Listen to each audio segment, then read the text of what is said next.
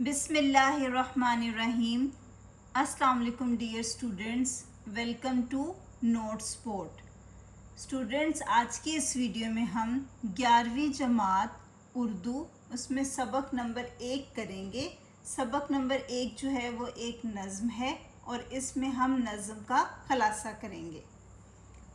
سبق نمبر 1، نظم کا نام حمد اور حمد کے جو شاعر ہیں ان کا نام ہے حفیظ طائب۔ ہم حمد کا اس ویڈیو میں خلاصہ کریں گے۔ خلاصے کے شروع میں میں نے تھوڑا سا حمد کے جو شاعر ہیں حفیظ طائب ان کے بارے میں بیان کیا ہے۔ شاعر کا جو میں نے یہ تعارف بتایا ہے اس کو آپ خلاصے میں بھی لکھ سکتے ہیں اور ساتھ میں جب آپ حمد کے اشعار کی تشریح کریں گے اس تشریح میں بھی آپ یہی شاعر کا تعارف لکھ سکتے ہیں۔ حفیظ طائب اردو کے ممتاز اور منفرد شاعر ہیں۔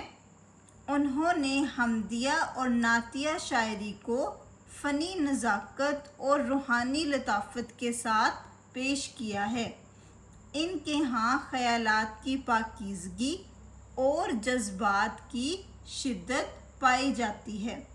ان کے انداز بیاں میں عقیدت نمایاں ہے۔ یہ نظم اللہ کی عظمت، قدرت، جمال اور جلال کو بیان کرتی ہے۔ شاعر نے فطرت کے مختلف مظاہر جیسے کہ آسمان، ستارے، پہاڑ، روشنی اور ہواؤں کو اللہ کی نشانیوں کے طور پر پیش کیا ہے جو اس کی وحدانیت اور شان کی گواہی دے رہے ہیں۔ نظم میں عشق الہی اور عشق رسول کی شدت کو نمایاں کیا گیا ہے، جہاں اہل محبت کی بے قراری، توبہ اور اللہ کی قربت کی تڑپ کو محسوس کیا جا سکتا ہے۔